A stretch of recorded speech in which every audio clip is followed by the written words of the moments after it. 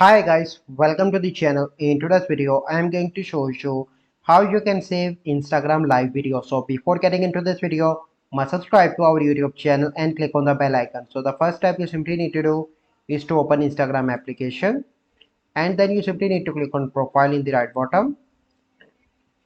Then you need to click on three bars on the top right. Here you need to click on settings and privacy. Then you need to scroll down and click on archiving and downloading. And here you can see save live to archive. Automatically save your live video to your archive. Only you can see your archive. Live videos are archived for 30 days. So keep in mind that it will only be archived for 30 days.